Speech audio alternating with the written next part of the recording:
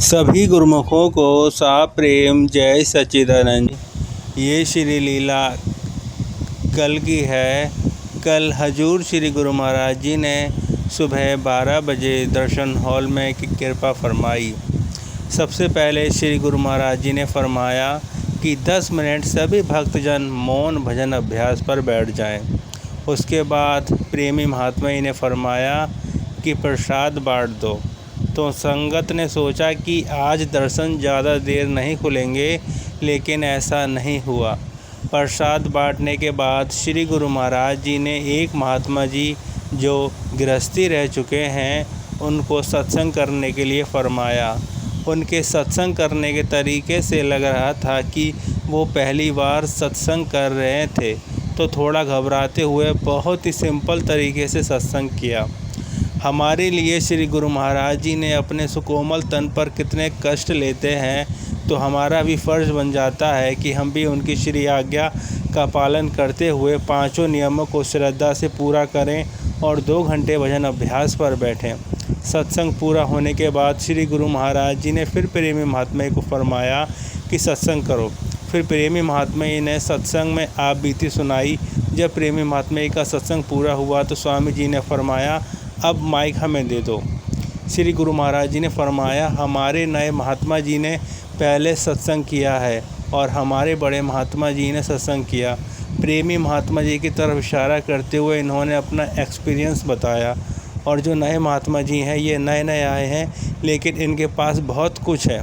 ये चुप ज़रूर रहते हैं, लेकिन इनके पास बहुत कुछ है। हम जो तुम्हें समझाते हैं कि 2 घंटे भजन अभ्यास पर बैठना ज़रूरी है, ये हम ऐसे नहीं कहते। श्री पंचम पातशाही जी ने एक बार हमें नींद से जगाया और फरमाया कि संगत को सख्ती से बताओ कि 2 घंटे भजन अभ्यास पर बैठना बहुत बहुत बहुत ज़रूरी है।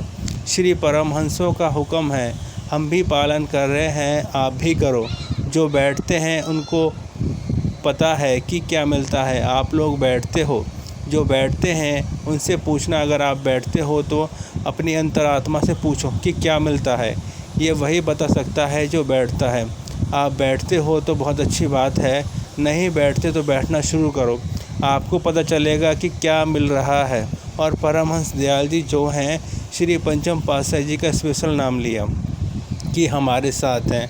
आप महसूस करना, अगर आप बैठते हो तो आपको महसूस होगा श्री गुरु महाराज जी हमारे साथ या नहीं हैं। बताओ हैं? तो सब गुरुमुखों ने कहा है। जो सब कुछ जानते हैं उनको महात्मा जी क्या कहते हैं? महात्मा जी ने फरमाया, सर्व ज्ञान अंतर्यामी। श्री गुरु महाराज जी ने फरमाया, हाँ, अंतर्यामी हमारे परमहंस दयाल जी अंतर्यामी हैं। वे हर जगह मौजूद हैं, सर्वव्यापक हैं।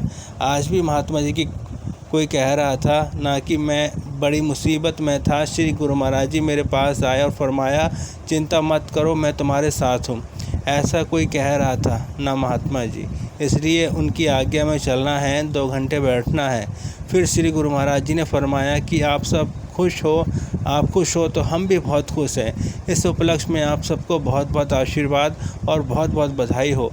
और इससे भी ज़्यादा खुशी हो तो महात्मा जी उसे क्या कहते हैं? खुशी से भी बहुत खुशी हो तो उसे महात्मा जी क्या क्या क्या कह सकते हैं? फिर प्रेमी महात्मा जी ने माइक ले लिया और फरमाया कि स्वामी जी आज बहुत प्रसन्न है, आप लोगों को आज बहुत अलौकिक समय मिला है। अपनी वचन पूरे होने के बाद श्री गुरु महाराज जी ने श्री प्रयाग धाम के बड़े भाई जी कंचन भाई जी की तरफ इशारा किया कि खड़े हो जाओ। और जो सत्संग पहले महात्मा जी ने किया, इसके बाद प्रेमी महात्मा जी ने किया, उसके बाद हमने जो सत्संग किया है वो सब दोहराए। तो भाई जी ने तो हाथ पैर पकड़ लिए, वो घबराने लगे कि स्वामी जी की सामने कैसे करूं, समझ नहीं आ रहा था, कहीं कोई गलती ना हो जाए।